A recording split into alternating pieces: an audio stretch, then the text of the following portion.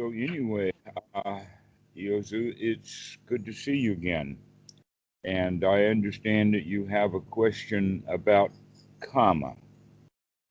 Uh, Generally, uh, the, the concept of karma is at the absolute base of all religions. All right. And we'll describe what that means in a moment. The next point to understand is that the actual translation of the word karma actually means to do something, almost as if you could use the word in English to carve, What? like like to carve, like to carve a toy for a child out of a piece of wood. Okay, to carve is a way of thinking about karma, and it actually just means action, and that um, there came a time when the Brahmins were losing control both of property and of interest. You see, in those days, the priesthood uh, made a living by doing animal sacrifices. That was still a big thing in 500 BC all over the world. In fact, even uh, in Judaism, they had a prophet named Jeremiah called the weeping prophet because he was crying for all of the killed animals. Mm. Okay, so the Brahmins had the concept that they are Brahmin because they were born Brahmin, and you were not Brahmin because you were not born Brahmin. Mm-hmm. Now, born Brahmin, whatever that means, has to do with something that happened before you were born. And so the idea then is that we are fortunate and lucky to have been born Brahmin, and you were not lucky and not fortunate because here you are under our thumb, Mm-hmm. right? So this is what gave rise to the law of karma, and it happened at about 800 BC. And it was in full effect there for 300 years or more before the Buddha came. And that was when the concept of a self came into play, in the sense that I am Brahman now, and I was born Brahman because I was good in the past, and that you were born not Brahman because you were not so good in the past. Okay, so it started off as a political ploy. Mm-hmm. Now, let's look at karma directly. Karma directly means that it's just an action. And according to Buddha's law of cause and effect, that we find out that, in fact, the law of cause and effect is what absolutely runs our universe, and it's the reason why time moves forward. If time were to move backwards, then that would mean that every result then became a cause to cause the thing that happened that caused them to happen. Okay, so the cause and effect gets reversed if we're going to go backwards in time. Mm-hmm. And that's Yeah. the reason time moves forward, is because causes affect results. This is the important point, is that an action has a result. When you do something, it creates something else. And this is an important point. Now, um, one of the things that we can understand is that there are some actions that are good that give good results. There are some actions that are bad that give bad results. And that's easy enough for any child to see. And the Buddha, in fact, agreed to that, that there are some good actions that lead to good results, and there are some bad actions that lead to bad results. The law of karma goes much further than that and says that all good actions will all eventually give good results, and all bad actions will eventually give bad results. Now, this has also the quality to do with if there is bad behavior, if there is wrongdoing, the child cannot get away with it.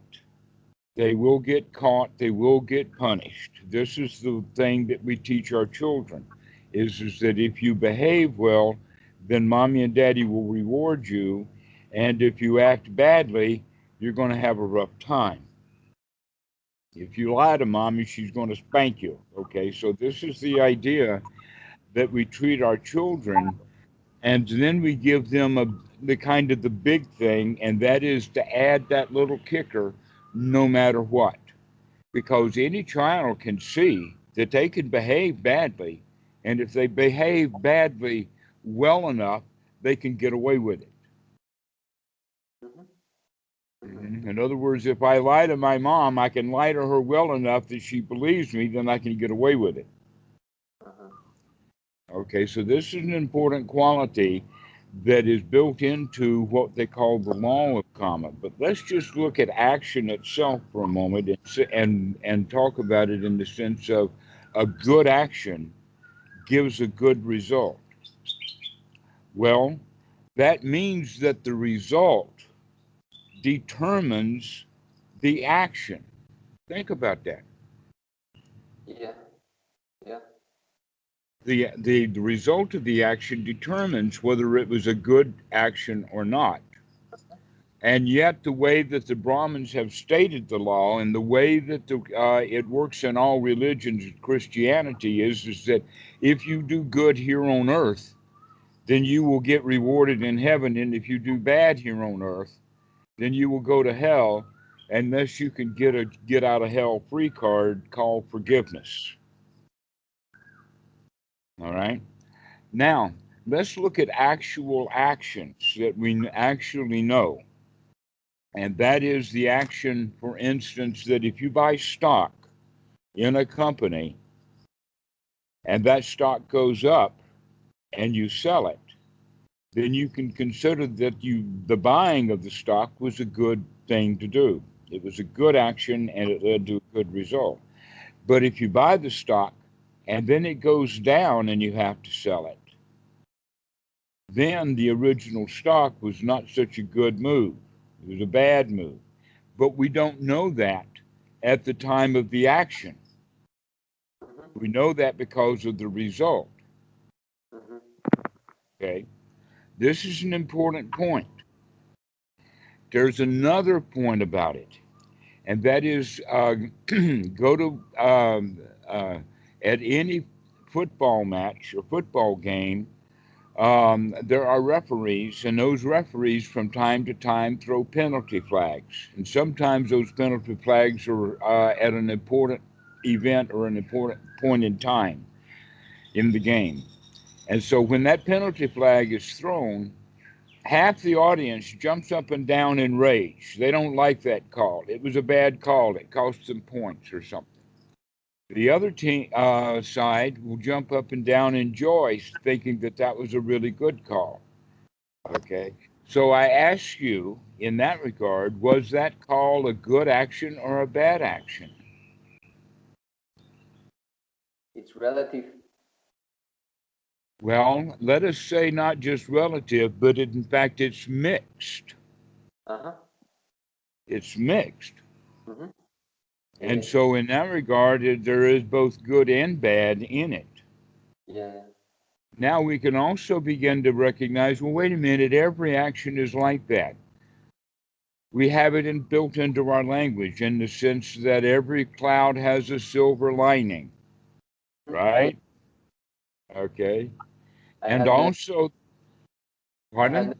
I had never heard. You haven't heard that cliche. Okay. Every cloud has a silver lining, or we don't know that all the results are bad, that there could have been some good results. A really silly example of that was is that because of the Holocaust and Auschwitz, there was the birth of the nation Israel, that they had direct links and direct connections. All right?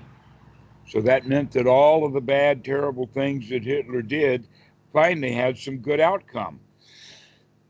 Now, I know that things are really complicated like that, but life is, in fact, complicated. Mm-hmm. And that one action cannot determine always what the result is going to be. Mm. Now, okay, so now we're beginning to see that things are getting complicated here. Things are getting really complicated. So let's go back to a good action gives a good result, and a bad action gives bad result. Some actions, only some, we will know in advance that they are good actions. Mm. And some things in advance we know are going to be bad actions. For instance, if you eat poison, that's going to have a detrimental effect upon the body. It's going to be a bad result. Mm-hmm. Unless some kind of fluke happens and all of a sudden everybody knows that you've been poisoned and yet you feel fine. Mm. Okay, so we don't know what's going to happen in that regard, but generally we can say that if you eat poison, that's a bad action and it's going to give a bad result. And also, if you are very hungry and starving, haven't eaten for a day or two, if you eat, that's a good action, going to give you a good result. It's going to nourish you. Okay, so some actions we can tell automatically are going to be automatically good, and some actions are going to be bad and automatically bad. And some things are automatically bad and absolutely despicable, like, for instance, killing a parent. Mm-hmm.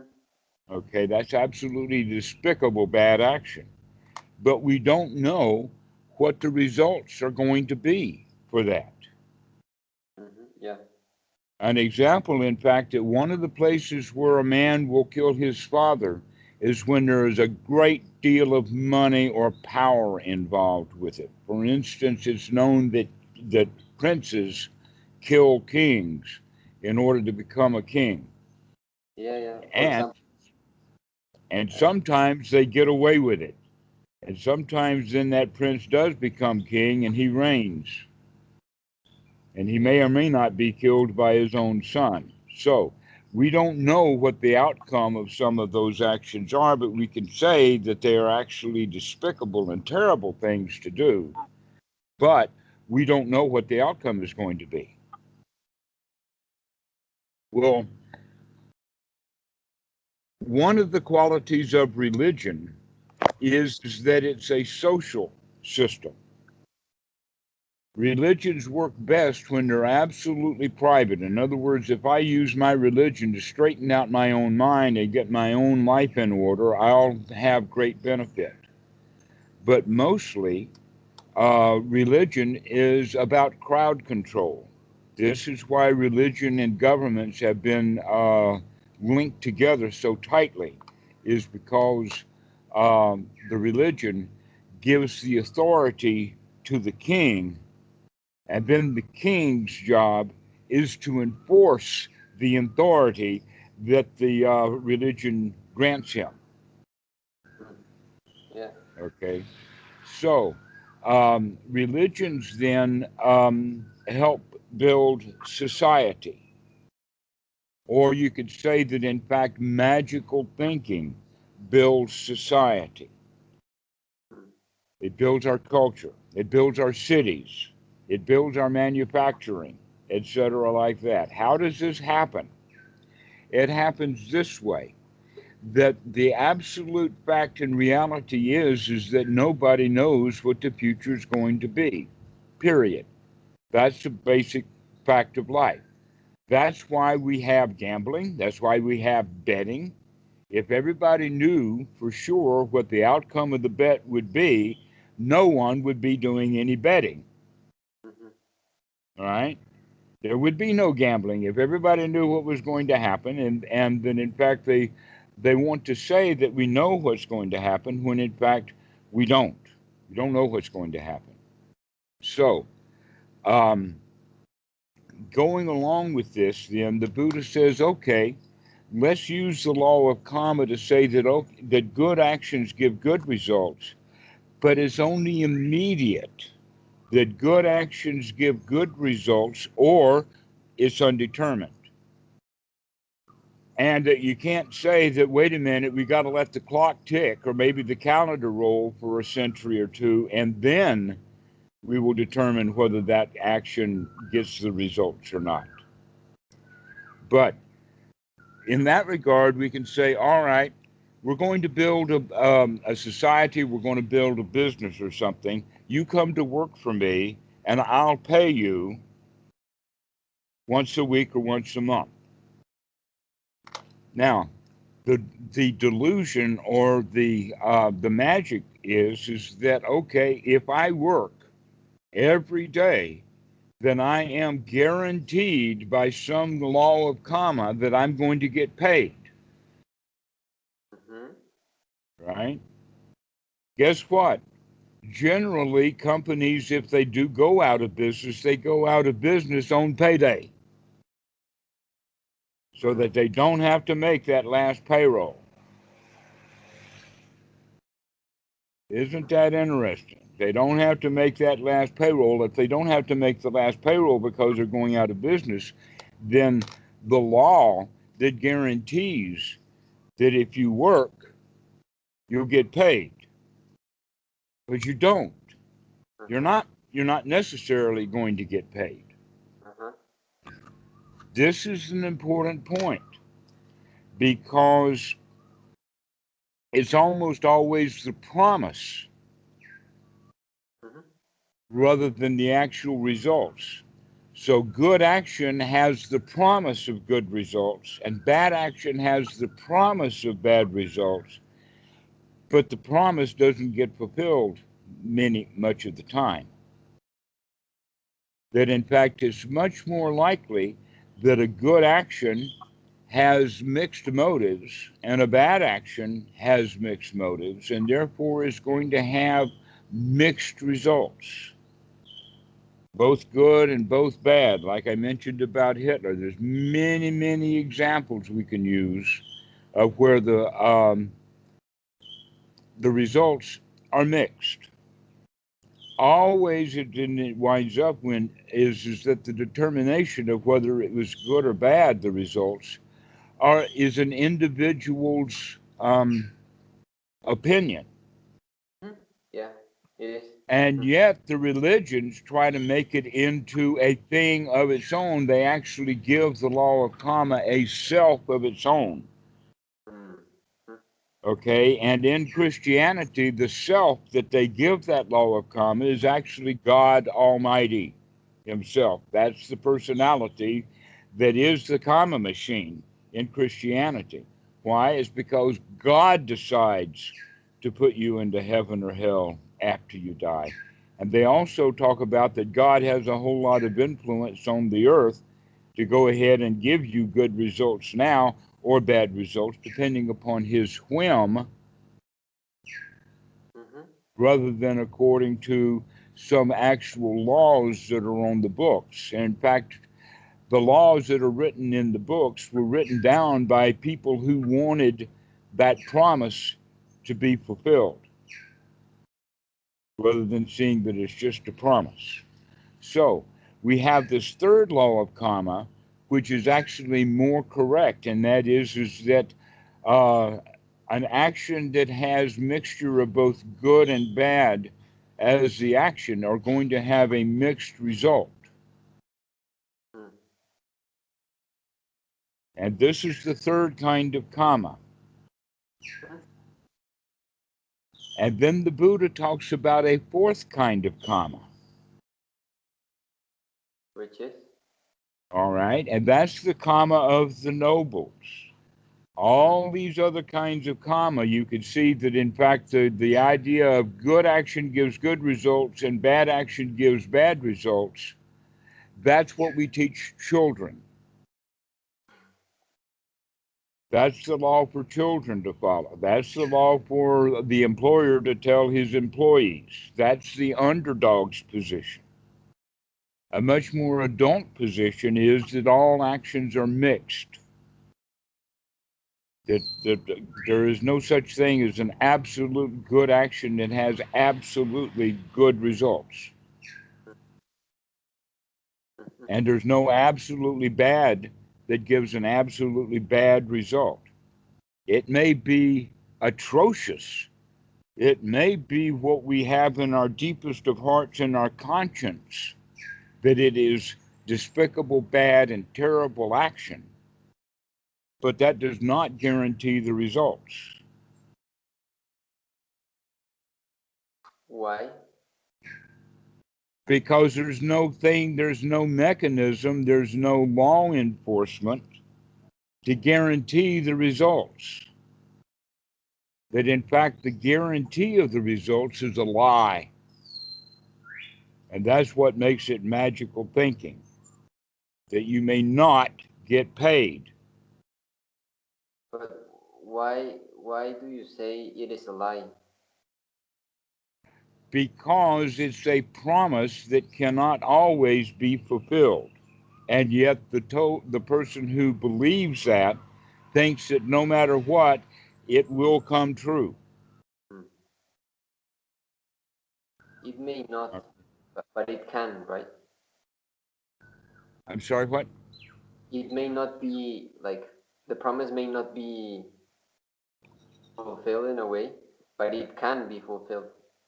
Am I right or wrong? Well, that's what the one who does the promise Yes. will tell you.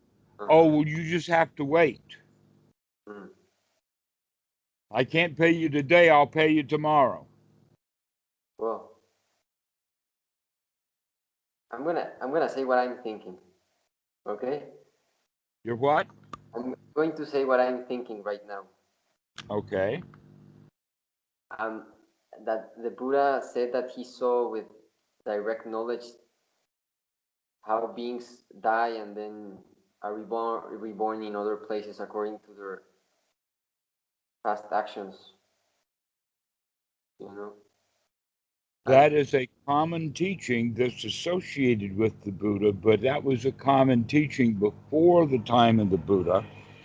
And during the time of the Buddha, everyone who came to the teachings of the Buddha believed that.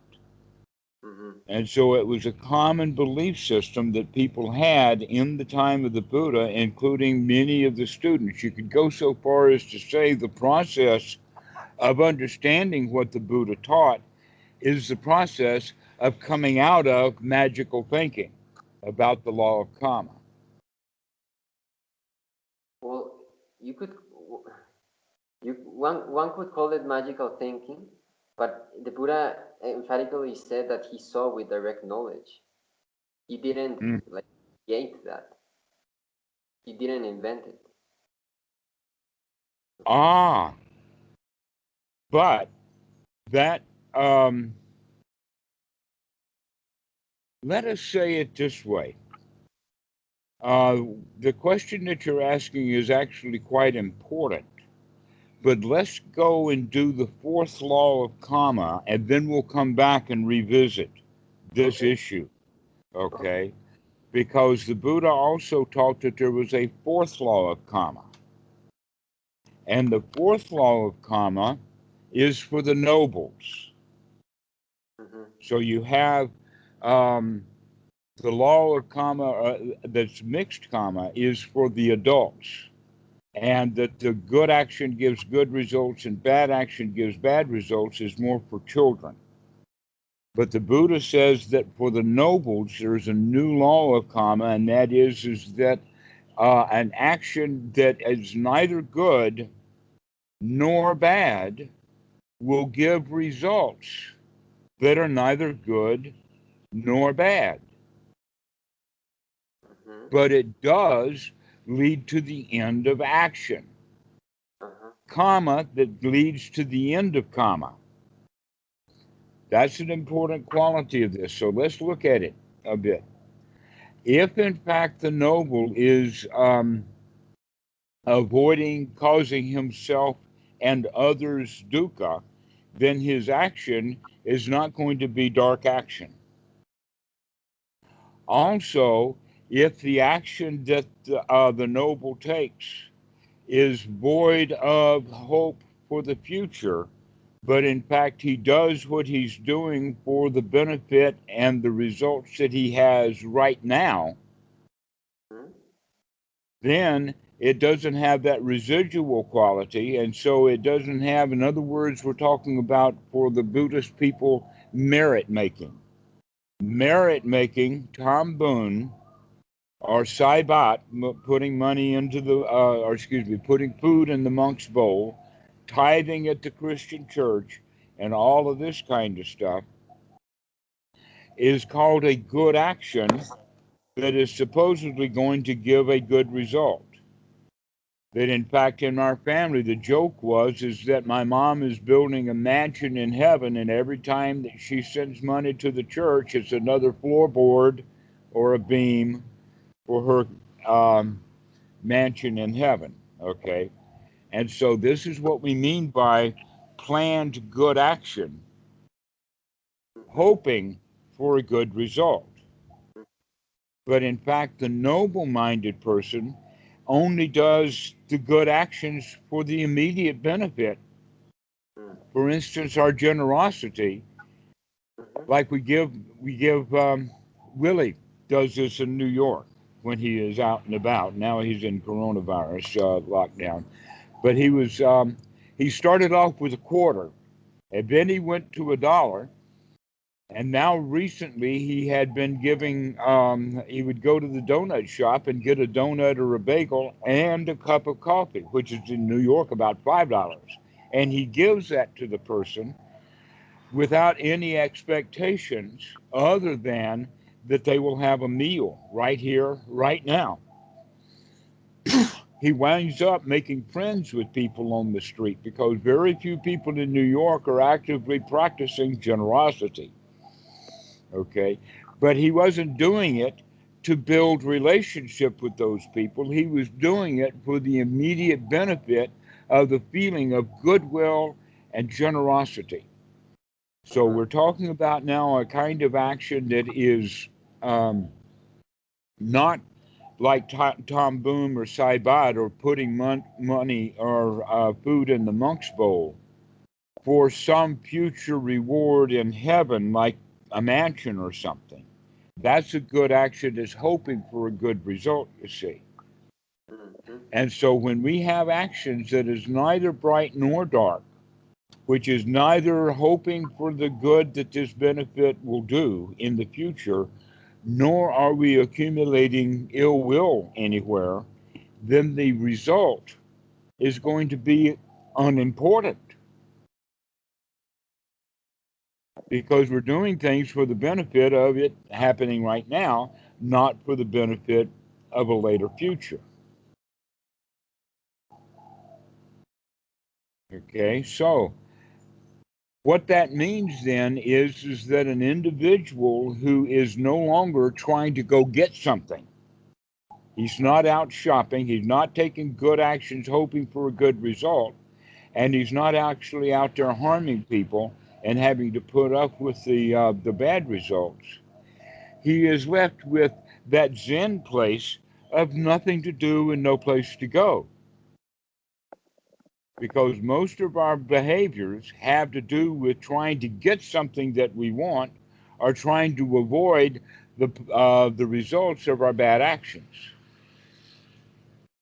And when our actions are neither good nor bad, then we wind up having not much action. Hmm. So that's the idea then that the Buddha had, and that this is actually this part is in several different suttas. One of my favorites is in Sutta number 57 in the Majjhima Nikaya, and this is called the dog duty aesthetic. Now, the dog duty aesthetic, and there was also a cow duty aesthetic. I've never seen a cow duty aesthetic, but when I was in Hyderabad in India back in the 1970s, I see that they are still practicing this stuff.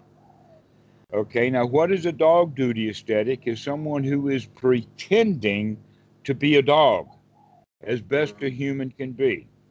Hmm. which means that he scratches a lot, doesn't care much about clothing, doesn't eat food off of a plate that's been handed to him, but he eats off the ground. He will, you know, pee and crap in public, all of the kinds of things that a dog would do. Okay, and so the dog duty ascetic goes to the Buddha and asks him about this practice, and the Buddha says to him, if you are successful, if this dog duty aesthetic practice that you have is going to give you good results, then the good results that you will have is that you will become a dog, because that's what you're practicing to be. And if you fail at it, then your only option is hell. So becoming a dog duty aesthetic is not going to take you and put you in a noble mind. It's either going to turn you into a dog or it's going to put you in hell because you failed at it. Mm-hmm. When the dog duty aesthetic heard that, he started to cry because he recognized immediately that he had been wasting his time. That action that he was taking, and then the Buddha told him this story about the four kinds of karma, so that we can come out of that wanting to do some sort of spiritual practice or to take some sort of job in order to get some result out of it, rather than learning how to experience the results of our actions right now, right in this very moment. That the Buddha was actually quite big on this very moment. He actually gave himself and referred to himself as the Tathagata. Now, that word comes from the word tatata, and the word tathata actually means something like, this is it, or this here. And that in English, we've got several expressions. One is this present moment, that came from Eckhart Tolle, or Ram Dass gives us be here now. Okay, this is what the real teaching of the Buddha is all about this present moment, about what's happening right now, not off into the future. Because if you have the idea that the good will happen in the future, just not yet, then that becomes magical thinking. In other words, we're looking for the future. He puts us into the future, it puts us into the past. So a lot of people then are looking for, well, who was I in the past? Who was I in the past, last year? What happened last year? What happened yesterday? Now, what's the difference between what happened yesterday? Because the past is the past. So the past is the past. Yesterday is the past. Last year is the past. And 300 years ago is the past. If the Buddha says that it's inappropriate for us to worry about what we did last year or last month, then it's certainly also the case of what happened 300 years ago or 500 years ago, way deep dark into the past. It's irrelevant. And yet the Brahmins were telling people, oh, you are a low class person because you were born a low class person, and you were born a low class person not because of just simple circumstances, but because of this law of karma, that you were actually a bad person, and that personality that you had in the past comes forward into the now. And you were the same person. The person who actually did that crime 300 to 500 years ago is now the same person that experiences that result of that good and bad action. Well, that cannot be, but there's a kind of like a succession of events, like if you put these little dominoes like in lines, and then you move one and all the other ones fall. but it's not the same domino falling. There's many dominoes falling, and they're making a line. I'm not quite following you. Can you repeat that? It's like there's no. It's not the same self or the same person, obviously. That's exactly correct. Exactly. There's a Okay. something like a. If you put do you know what are dominoes? The dominoes. Mm-hmm. You put them in you put them in a Right. line. One hits the next. That one hits the next. So this cause becomes an event, or that it creates an event. But that event, then, the results of that action is now the determining cause for the next action in a sequence of events. Uh-huh. And things keep going on and on and on and on.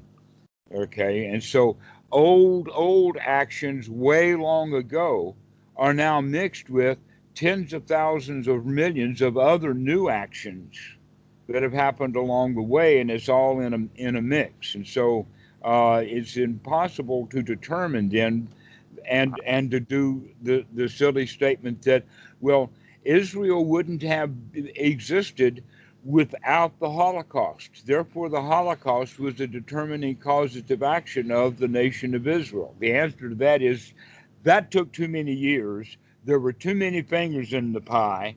There was too many loud voices for you to say that Hitler's action actually created the nation of Israel. That's impossible to say. And yet this is magical thinking of saying that something that happened long time ago was the determining cause for what happened in this and caused this result. I've gotta go get my phone's charger. Okay? I'll take like maybe 1 minute. Yeah. Okay.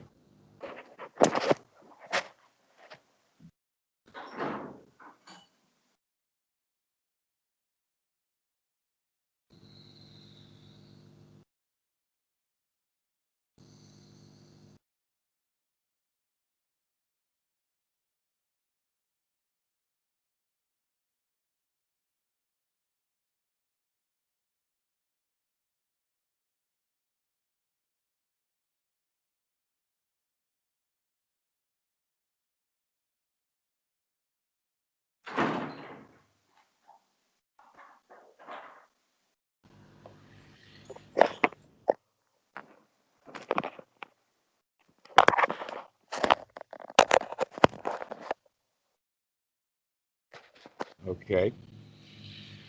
So let's go with that idea for a moment of something old, long ago, someone long ago did an action that now has the quality of the result in this life. In Asia, especially in India, but also in Thailand, they will look at a beggar, and there is actually a beggars mafia in India. And the beggars mafia, what they will do is that they will harm or disform or disfigure a child that is brought to them for a fee. And then that child can go out on the street or their parent and say, "Oh, please give us alms because we are so unfortunate. Look at my son's arm. And this happened because of his past life." And it didn't. It actually was something that was done recently. Okay. But this is how the game is played in India. And so everyone then in India has the idea that everyone's station in life then is a result of the actions that were taken long ago. And the Buddha is saying, no, the results of the station in life that you have now is not a result of something that happened long ago. It's based upon conditions and causes and effects and conditionality that's happening currently. So this is one of the things.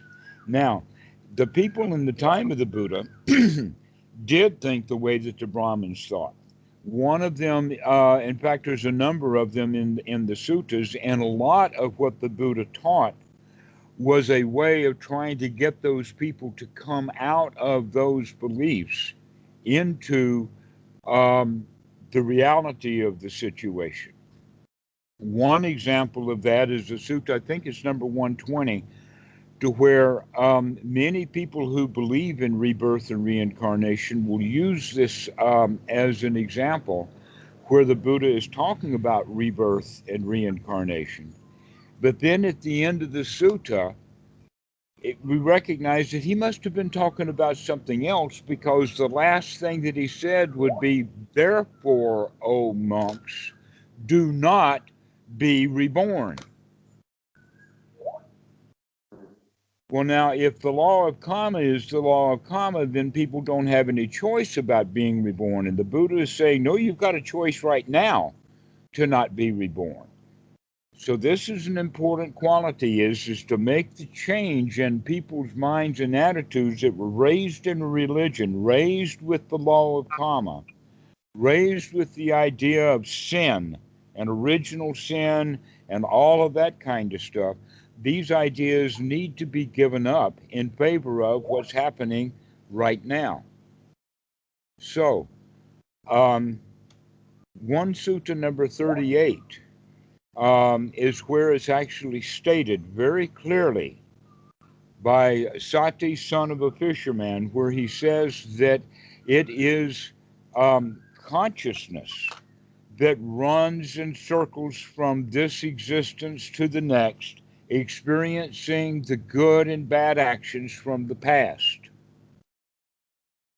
And the Buddha actually was quite harsh with Sati. He told him that he didn't have even a spark of wisdom, that he didn't have a clue about. And he said, whenever or to whomever have you ever heard me say that consciousness moves from place to place? Now, here's an important quality of this, is that all the religions, including Hinduism, believe that it is consciousness that actually survives death. The body doesn't survive death, but it is consciousness that survives death, because otherwise, if someone died and goes to heaven, but in heaven, he wound up being a completely different person who had no memories or understanding of anything that happened when that person died, then there's not much of a connection there. Is that connectedness is because of the idea of consciousness, that it is a me that's there. It's the consciousness that is aware of the good and bad things that happened to me much later. And the Buddha is saying, well, wait a minute. Let's look at consciousness for a second, because consciousness, like everything else, is dependently arising. It is dependent. It's dependent upon the eye and the sight, or the object that the eye sees will give sight consciousness. If you close your eyes, you can't see. They talk about God in the sense of the eye in the sky, or the sky daddy, the guy who's got eyes, who's watching over everything. Well, up until about 50 years ago, there were no eyes in the sky. Now there's no eyes in the sky except cameras and an occasional astronaut. But the astronaut way up in the sky is so far away, he can't see any actions that are being taken on the earth. Okay, so the whole idea of eyes in the sky is meaningless. And yet, for many, many hundreds of years, everybody thought that you were being watched by someone who was judging you, and that judgment would be stored up for a later time and then unleashed after you were dead. This is the way that is generally taught in all religions, whether it's Islam or Christianity, Hinduism. All of them have that idea that there is something watching, perhaps a karma machine, or a karma machine with a personality. And if the karma machine has a personality, let's give the name to that personality of a god or a deva or something. Okay. But the Buddha is saying no, that this karma machine doesn't exist like that. It exists in the sense of merely the cause and effect and the cause and effect. So if you're going to understand karma correctly, you have to see that there is cause and effect built into it, that there is no time delay. The next point that the Buddha made with sati was talking about fire. Fire has a fuel. Every fire has a fuel. There is no fire that does not have fuel, and the fire is known by its fuel. It's known by its fuel, which means that what kind of fire is it that has no fuel? We can have a grass fire, we can have a car fire, we can have a house on fire, we can have gas fire and electrical fire, all kinds of fires, but the fire is known by its fuel. It would be then magical thinking or incorrect thinking to think that there are fires that burn without any fuel. Well, if that's the case, then what is it that would move from life to life? And while that soul or that consciousness is not in a body, where is its fuel? Where is its nurturement? Where is its substance? It's got no substance. It's got no fuel. This is an important quality that we have to understand, that every fire has a fuel. And we can say that consciousness, like fire, is known by its fuel. So we have eye consciousness, we have sound consciousness, we have touch consciousness, we have taste consciousness, we have smell consciousness, and we have thought consciousness. So we have 6 different kinds of consciousness, and that each one of them has a fuel. And if there is no fuel for that consciousness, then consciousness does not arise. Uh-huh. Okay? So,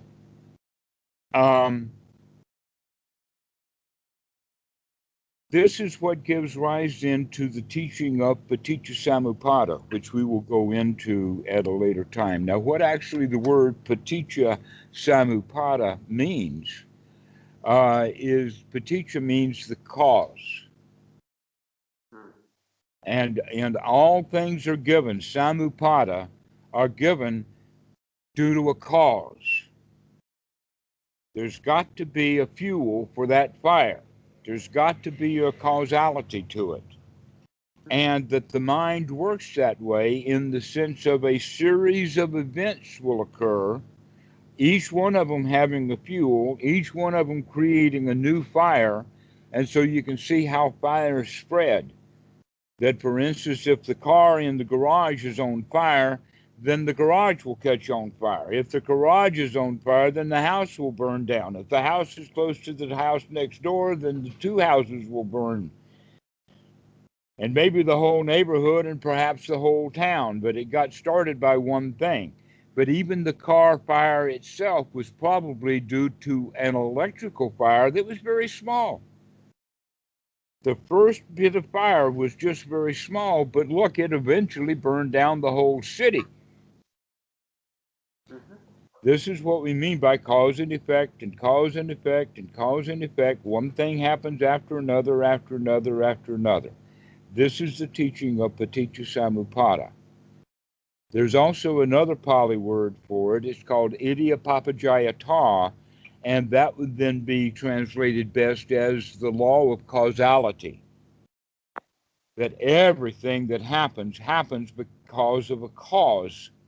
That's why the word because is so common in the English language, is that we talk about a result, and then we use the word because, and then we give the causality for it.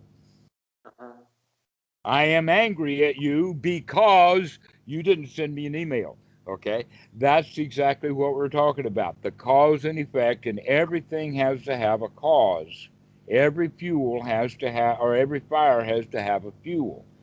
This is the teaching of the Buddha, and that the teaching of rebirth and reincarnation has a value to it. And here is the value. This causality, this cause and effect, the Buddha actually says, is quite profound, it's quite deep, it's difficult to understand, and it needs to be investigated deeply. In other words, this takes wisdom to understand this concept of causality. To where teaching children, children don't have that kind of wisdom. Therefore, we will leave causality to them as a more magical kind, which means that if you lie to mom now, she may not know it until tomorrow. And when she finds out that you lied yesterday, now you're going to get the spanking. But the child doesn't recognize that it was not actually the lie that he told yesterday that is the cause of mom's anger today. The cause of mom's anger today is the discovery of the lie. Okay, so everything has an instantaneous kind of quality to it. But we teach our children that it can be delayed, and that we add the thing that good actions will give good results and bad actions will give bad results no matter how long it takes, no matter what. And so this is, in fact, the teaching that is in our common society. If, in fact, that law of karma was not perpetuated on society, we would have never built a society. Why? If I can go and do as I want to do, harm all the people that I want to harm, kill all the animals on this side of the river, and then come to this side of the river and kill all the animals here, 500 cattle, 1,000 goats, and there is no results of my actions, then people are not going to be able to keep animals because this dude over here keeps killing them all. So they're more than likely going to come after him. So the guy who's saying, I can kill all of these animals and it has no effect upon me, well, guess what? Look at all the work that you had to go through to kill all those animals. Now look at all these dead carcasses you've got to deal with. And on top of that, look how many unhappy people you've got to deal with. And all of that is immediate, right here in the present moment, due to the fact that you've just killed all these animals, right? But this is where the children are. They think that they can get away with doing anything. The child thinks that he can lie to his mom. And so we teach our children the basic concepts or the basic precepts in the sense of don't kill, because family members of the guy you killed are going to come after you. Never mind that they may not be able to catch up with you for 300 or 400 years, and it's only the descendants, or maybe not the descendants, but actually the reborn person that you killed is going to come kill you, is the way that they look at it magically. Because we're promising these children that you must suffer for your bad actions without actually defining what the bad actions are. So when we define those bad actions, we define them in the sense of Buddhist precepts, but they always are taught to the children in the sense that if you do this wrongly, you will eventually have to pay for it. But the reality is that you're paying for it right now. An example is the teenager who is in the shops shoplifting, taking things that are not given. Most of the time, when the child is in there taking things that he's shoplifting and putting in his pocket, number one, he is in danger of getting caught. He's suffering. Number two, he knows he's in danger of getting caught, and so now he's full of tension and anxiety and worry and frustration, as well as all of this greed that he's got for this item. And so, in fact, he's not getting away with it right there in that very moment while he's trying to steal it. He's not getting away with it. Now, there are many things that he could do to guarantee if he's experienced, but we're talking about a new kid who's newly shoplifting, and children have to get caught shoplifting before they stop doing it. All right? That's because of the magical thinking. If the child was wise in the first place, he would have not done any shoplifting because he knew how bad he would feel by merely doing it. Never mind whether he gets caught or not. But we talk about it in the sense of getting caught for it, and that if the store clerk can't catch you, then the big policeman in the sky will. So this is the way that we have built our society. We built our society by training our children to behave well so that we can have a society, so that all the animals don't get killed because some kid decided that he's going to go do some target practice and kill all the animals in the neighborhood. Okay, so we're telling him that that's wrong to do because you will have to be punished for your bad action. So, once one becomes very wise, once one grows up and becomes an adult, we can see that, wait a minute, I'm going to avoid suffering because I don't want to create suffering for myself and others right here, right now, and I'm unconcerned about the deep, dark future. I'm avoiding it because I know through wisdom that those kind of things are dangerous. And so we can see the danger. So basically, this is one of the major teachings of the Buddha that fits in with that. And the Buddha says that uh, there is gratification. And this is the reason we do things, is because we're gratified by doing it, that we like it. We eat something because we like the taste of it, etc. The kid will take that thing out of the store because he likes it. It's going to be gratifying for him. Okay. But what we need to wake up to and have wisdom about is the danger. There's danger in many of the things that we do. And if we can see the danger, then that danger will be the escape. If I cannot see the danger in what I'm doing, then I will not be able to see the escape.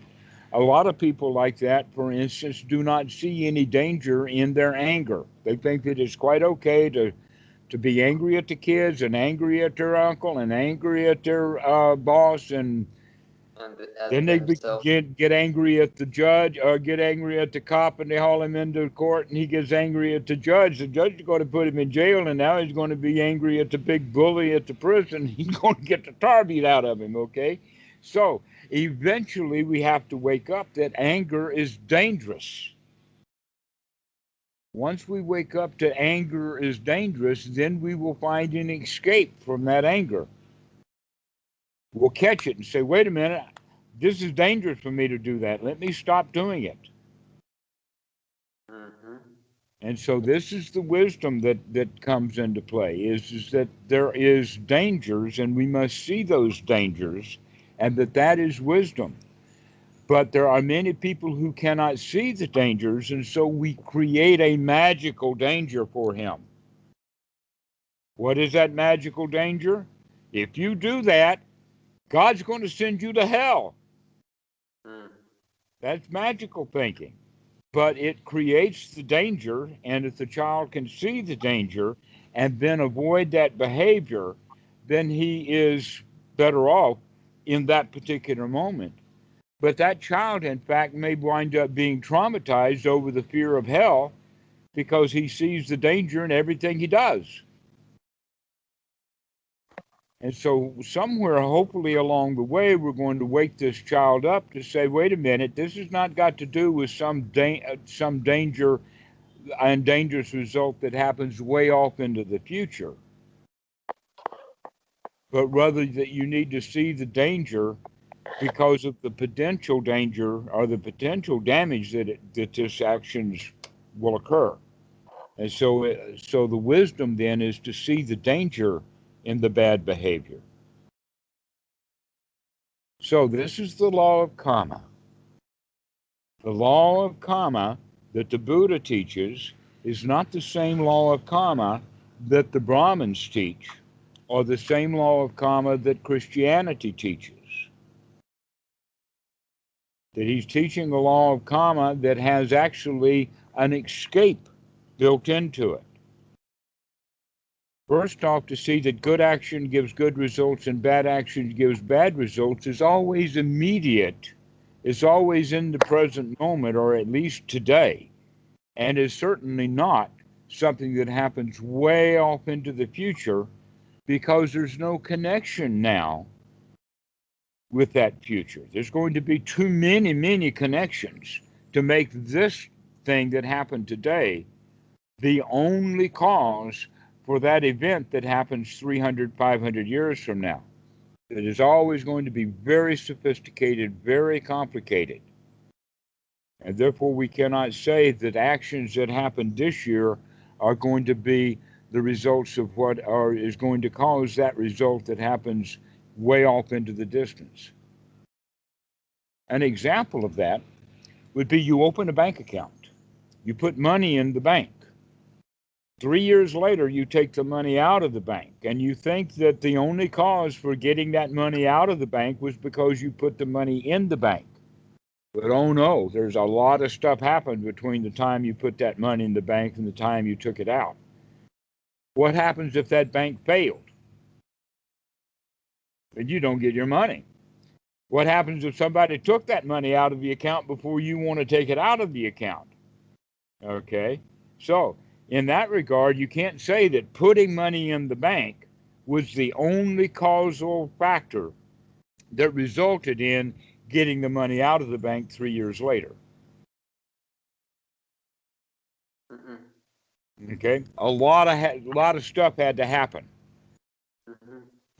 A lot of causes, a lot of effects, many things happened along that way. And so, in the same sense of buying a stock, and the stock goes up or down, the stock going up and down has nothing to do with whether you bought it or not. The stocks are going to go up and down based upon other factors and conditions, not upon whether you bought it or not. So when you buy that stock, you have no clue as to whether this is going to be a good action or a bad action. You don't know that. So this is why the Buddha says, really what we need to do is come back and live our lives in this present moment. Because the future, we don't know what it's going to be. The cause-effect cycle and all of the events of that cause-effect cycle is going to be such that far off into the future, things are going to be really complicated.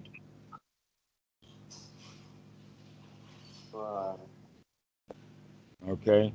So, now let's look at it from the perspective of how can someone come out of this belief in reincarnation.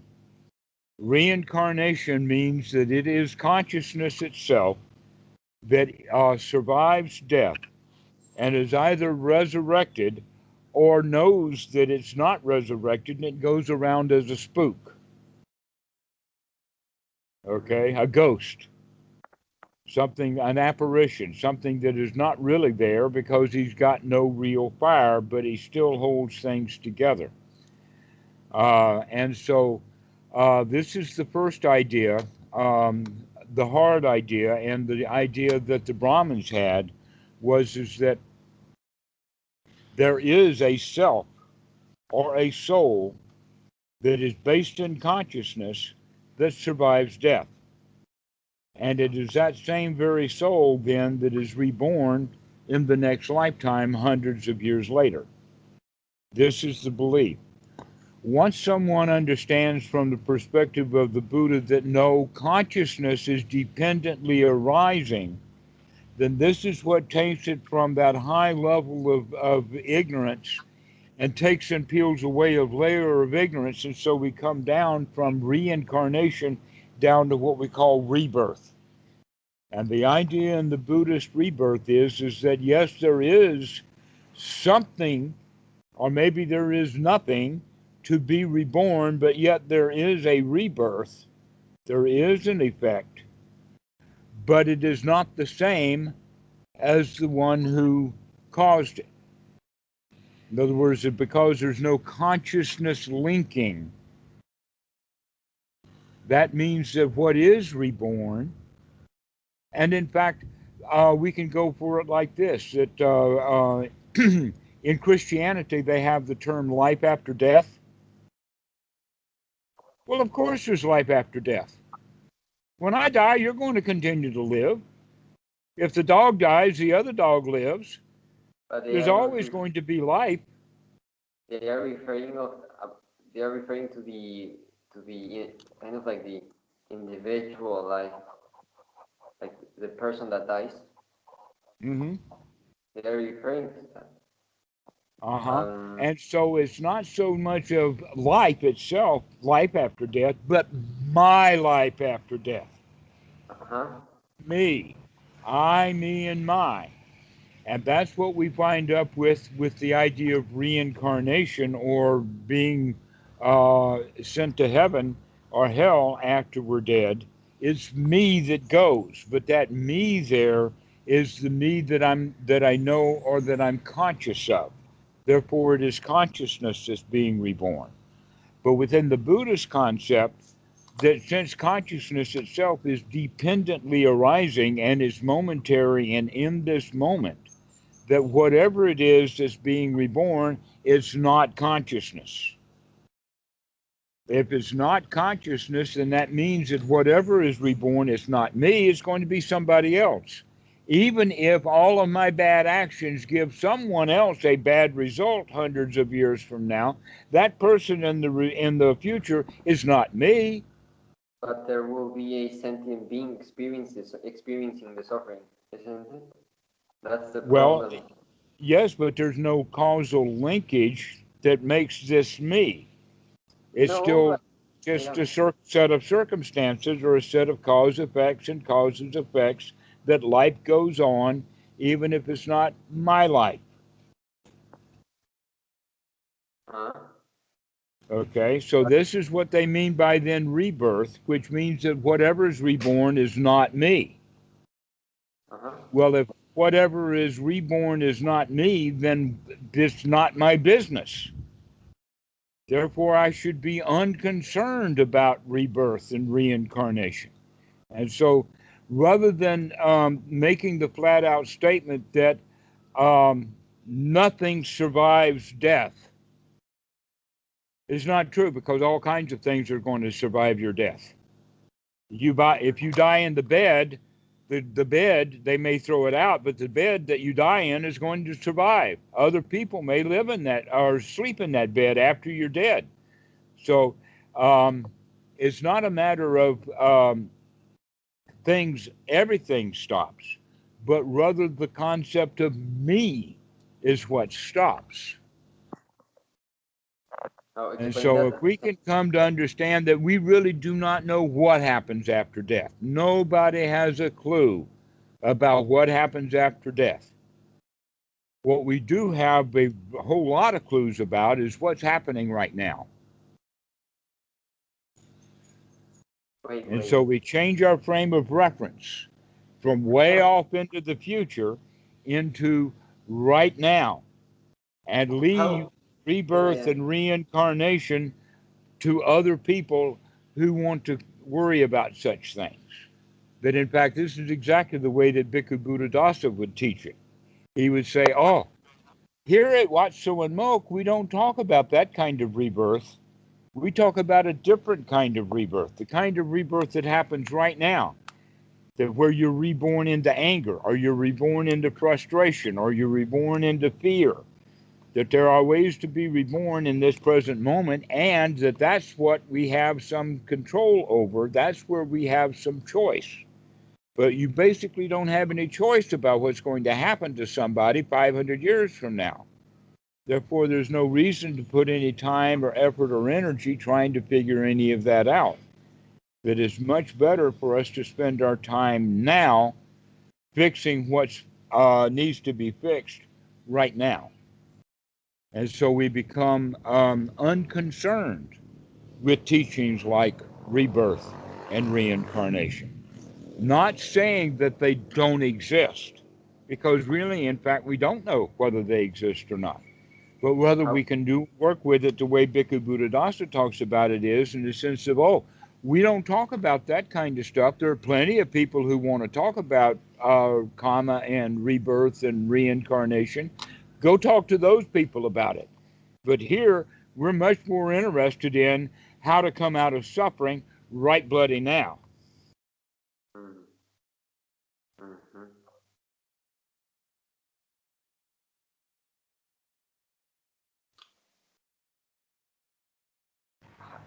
You think I'm gonna?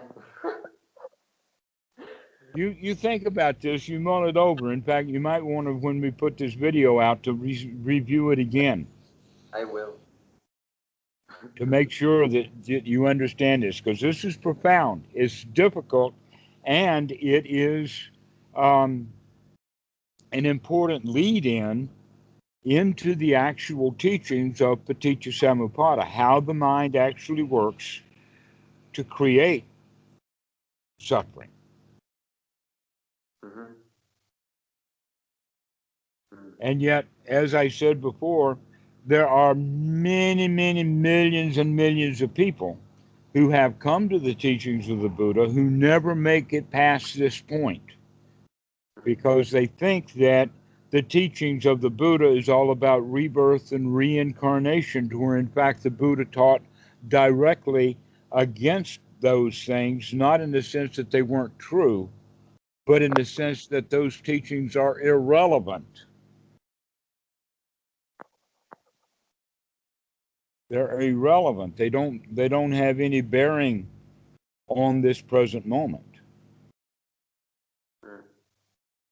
And so we should work with and um, consider the things that we do have choices for, the way that we feel right now, and the thoughts that we're having right now, and be unconcerned with tomorrow, and be unconcerned with the deep past. Who knows what happened a long time ago? And it doesn't even matter. I mean, you can see that there's a lot of arguments, long-lasting arguments, even debates on the stage with a huge audience about the beginning of time, in the sense of uh, was God the creator, or the Big Bang, or all of that kind of stuff. And they get into great big discussions about it. But the fact is that all the people who have those discussions about it were not at the time of the Big Bang. Nobody was there at the time of the Big Bang. There were no human beings. There was no consciousness at that time. How can you say that? How can I say what? That That there there? was nobody there? Huh? Yeah. Well, if there was someone there, then they have to have some sort of fuel, like eyes for consciousness. And I don't think that there were any eyes there. In fact, it was hard to find even a hydrogen molecule in the very beginning. Well, I'm not sure if it is in the Abhidhamma, but I'm not sure where it is or if it's really like something true. But isn't like mental consciousness based or arises based upon the previous moment of mental consciousness, something like that? Right, the previous moment, not 500 years ago. Yeah, and Previous moment plus what's happening in this moment. Okay, that's that an important point to recognize. Okay, so the idea then about the Big Bang or what happened originally, you and I for sure were not there. Mhm. Therefore, you and I have no knowledge of the Big Bang. All we have are stories about people telling about a Big Bang, and all those people did was look at stars moving in the sky and deduce that there was a Big Bang, but in fact, nobody knows. Now, here's the important thing. The important point is that it's irrelevant, because even though something happened 13.7 billion years ago, or not, is irrelevant, because, for instance, the chair that you're sitting in is still there, whether the Big Bang happened or not. Mm-hmm. And so what happened in the Big Bang is irrelevant. In other words, the beginning of anything is irrelevant. All we need to do is work with what we have now without needing to consider what was the original source that we don't know. This is one of the things that is called an imponderable. How did everything get started? We don't know. We don't have an answer to that. But guess what? It's irrelevant. It doesn't matter. It's got nothing to do with how we live our lives today. Liberation, freedom. Okay. So the next one we could say that it's along that line would be the Christians have the idea of creationism, and then you have the idea of evolution, and with evolution you have geography and geology and archaeology and all of these sciences and all this data. And all the creationists have is something that they got out of some old book. But the point is that creationism or is evolution correct is irrelevant. It's not important. Some people believe in reincarnation or in creationism. Other people believe in evolution, and both of them are unhappy. Mm-hmm. Mm-hmm. And the guy that is truly happy is unconcerned. He doesn't care.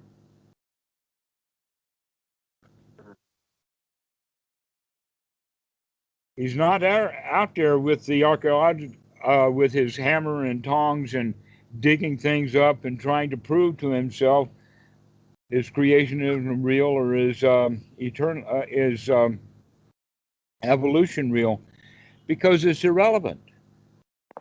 What's relevant for the Buddha and the Buddha teachers and Dhamma dudes is how can we come out of suffering right here, right now.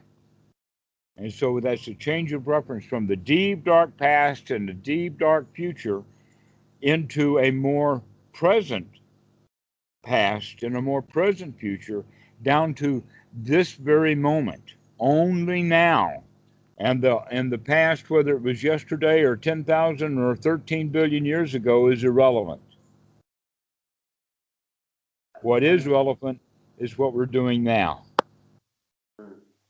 And can freedom be, like they say, irreversible? Like eradicate the kilesas?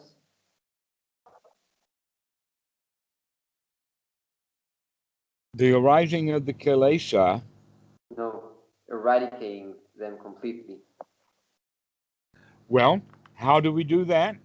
Is every time that we see, we throw it out. Every time we see it, we throw it out.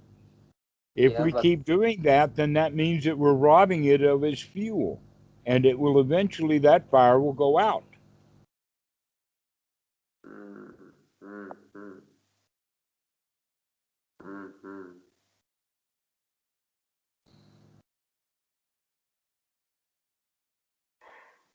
We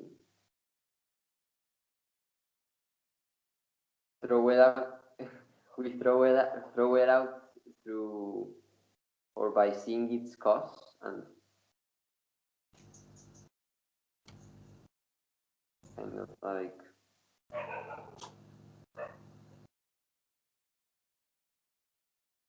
through seeing its cause we throw the kilesas out. Say that again. Well, you said that every time the kilesas arise, we throw them out, right? Okay. So if we're mindful of them, if we catch it, if we remember, because if we don't remember, we won't throw it out. what I'm getting at is that how is there a way that they will never arise again? If something has no fuel, if that fire has no fuel left, then it will naturally go out. And we, so how do we end the fuel of the kilesas? That's my question. Well, we do that by sati, to wake up, to throw the unwholesome out of the mind, the kilesa, if you will, and to put something wholesome in the mind instead. That over and over and over again, to keep putting wholesome things in the mind and putting wholesome things in the mind over and over and over again, means that now we have fewer and fewer mind moments for those kilesas in the mind. But when they are there and someone is not practicing, they go round and round and round and round and round and round, okay, grinding in, making a path, creating a rut. Creating a rut in the mind because we keep going over it over and over and over again and grinding it in. But if we have wisdom, then we can say, wait a minute, I'm not going to drive down that path anymore. I'm going to make a new path, a path that's wholesome. And because of that, that unused path eventually is going to grow over. Eventually, the ruts are not going to be seen as ruts, they're just going to be seen as part of the terrain. Because the grass is going to grow, the spring is going to come, the animals are going to trace, and that old rut in the mind is no longer being followed. And therefore, it has less and less energy. Another way of thinking about it is that those neurons that created that old path and are now that old path are going to die, only to be replaced by newer neurons that have more wholesome function.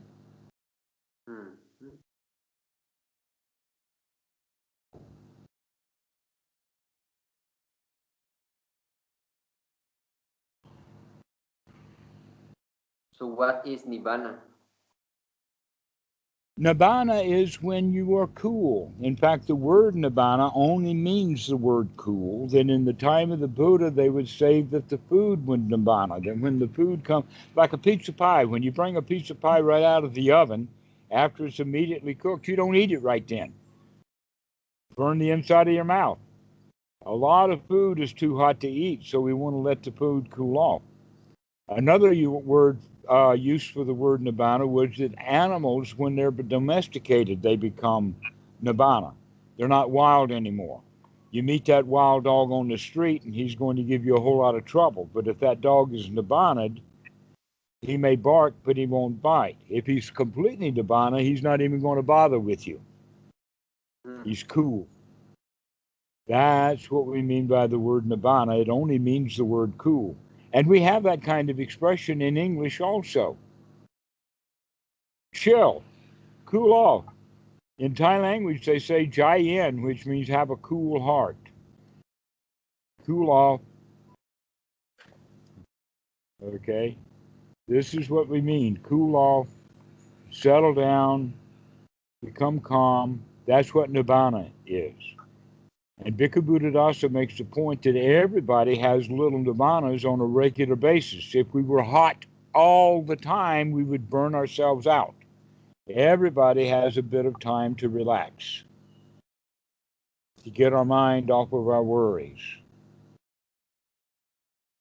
And so we have all kinds of things like activities, entertainments, hobbies. Those are the kind of things that keep us from having to deal with all of life's problems all the time. So that's what meditation then is it's a substitute for let's practice something that's really wholesome rather than spending all of our time in unwholesome kilesa, just spending it over and over and over again. to spend our time in Nibbana, to spend our time cool.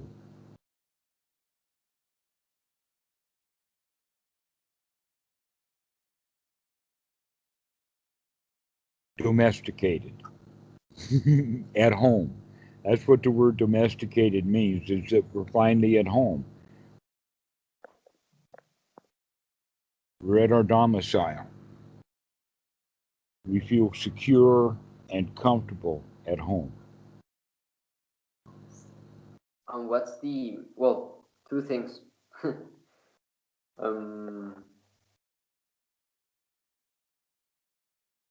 The Abhidhamma says that Nibbana is the unconditioned element. It is unconditioned because it's unconditioned by the fire of the kilesa. Mm-hmm. Oh, yeah. And so things will naturally cool down. When there is no conditioning at all, that would be, let us say, out in outer space. Out in outer space, the temperature is about 3 degrees Kelvin. Very, very cold. There is no place on Earth that is cold as it is in deep outer space, except an occasional university lab. Okay, why is space so cold? Space is so cold, out in outer space is so cold because there's nothing there to bang around. That heat is actually nothing but friction, things colliding, moving around, banging around, not at home. When every particle comes at rest at home, everything cools off. It's unconditioned.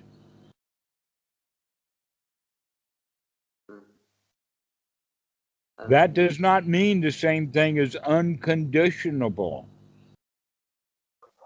Okay? Unconditioned means right now it has no conditions. And because it has no conditions, it's cool. Uh-huh. Yeah.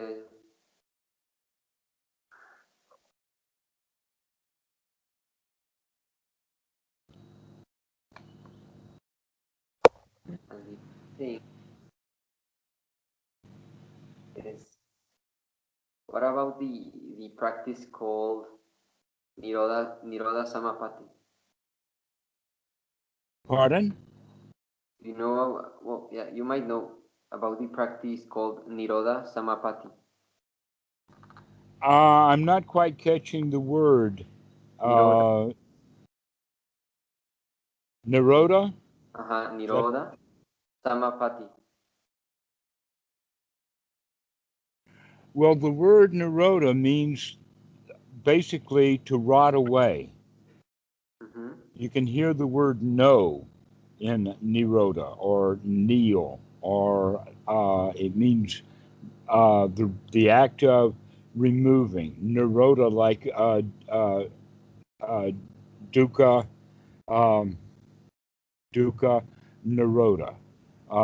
It means to rot away, or to disintegrate, or to fall apart. And everything has the tendency to fall apart.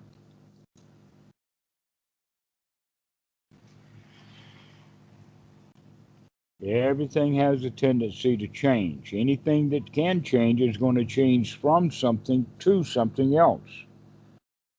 Anything that changes from something to something else means that when we label it as the from, as desirable, and then it changes to something that is not desirable, that means that the desirable quality died. So dukkha nirodha, whatever the word Naroda means, it means that things are dying out or that they're changing, and that some things are changing to the point that they're completely extinguished, they're completely gone. Just like fuel in a fire. Eventually, the fuel will be used up, and then the fuel is gone, then the fire will also be gone. So this is what we mean by Naroda, is the burning away or the changing quality that that transforms something from one thing to another. An example of that is what they call a boat anchor. Okay, this laptop used to be a laptop, but now it's not a laptop, it's a boat anchor. It's just a heavy object that I have in the house. Okay, it changed, it broke, it deteriorated, it eroded. It changed from a laptop into a piece of junk that looks like a laptop but doesn't function or act like a laptop at all.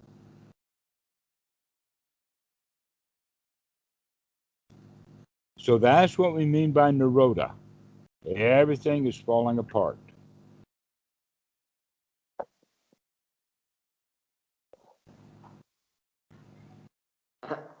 due to I'm conditions. oh what? Due to conditions, due to the cause effect. If things are affected, that means they change. If they change, they're going to change from this to that, which means when it changes from that, that dies. Because it's no longer that. It's no longer a laptop. It's a piece of junk now.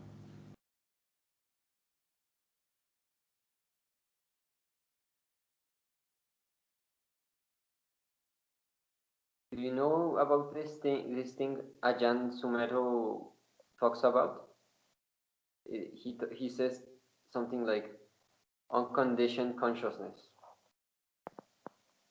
Have you heard him? Well, in a way, that's an oxymoron because we already have discovered and discussed the fact that consciousness itself is a kind of conditioning or is conditioned. It has causes and effects. But there's another way of looking at it in the sense of it being unconditioned means that it is not using the past in order to figure out what is the present. That unconditioned consciousness just allows the present moment to be the present moment without conditioning it from the past.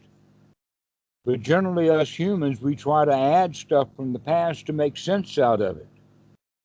An example of that would be very, very primitive man walking through his jungle, and he runs across, laying on the ground, a boombox, or maybe a laptop.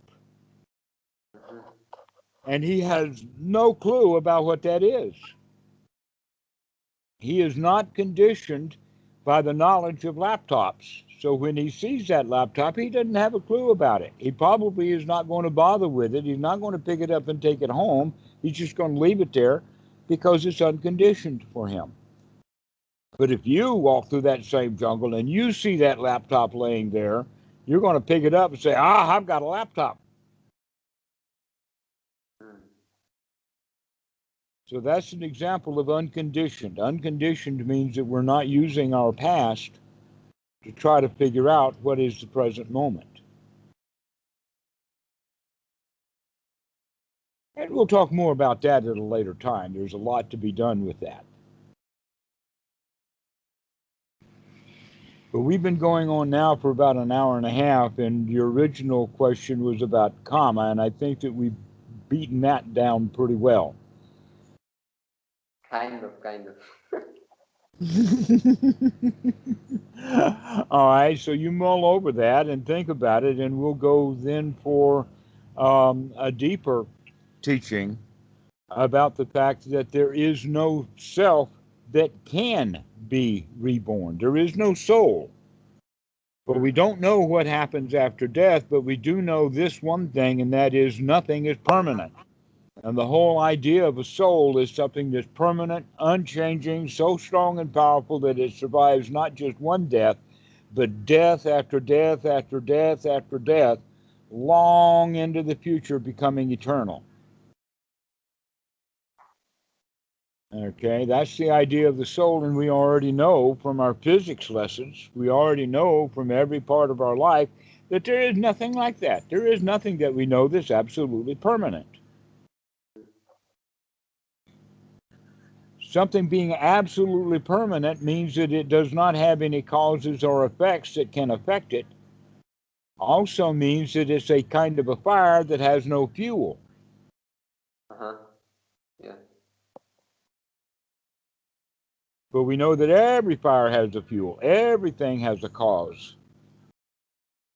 And therefore there cannot possibly be a soul, because the whole definition of a soul is something that's permanent and everlasting. Mm-hmm. Well. And nothing is permanent or everlasting. Not even a rock or a stone. You can take a hammer to it and beat it up, break it apart. So nothing is permanent. Everything is temporary.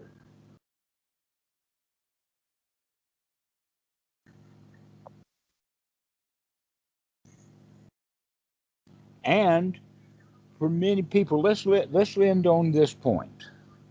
And that is that when people first come to understand this, they feel like that they've lost something. But the reality of the situation is that what you've lost is a delusion. That in fact you're beginning to understand things the way they really are, and that's liberating. Mm-hmm. It's liberating to recognize, hey, I don't have to worry about the distant future. I don't even have to worry about tomorrow. All I've got to worry about is today, right now.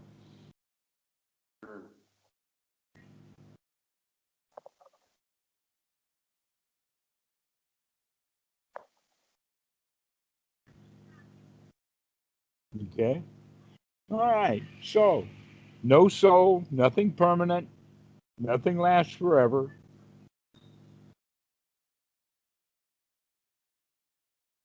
Everything is temporary, and we can have a marvelous, happy existence without having anything that's permanent.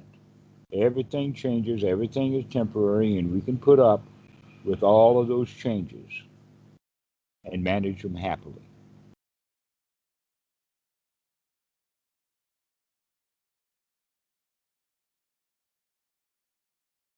So let's end this now, and we'll talk later. Call me again. There's lots to discuss with this. But mull this over. Recognize there are four kinds of karma. Recognize that nothing is permanent. Recognize that consciousness, like all things, requires a fuel. And when you come to understand it, you say, darn it, that's right. Everything is like that. And here I've been listening to all of these religious people talk about really deep past and deep futures, and where that's all irrelevant.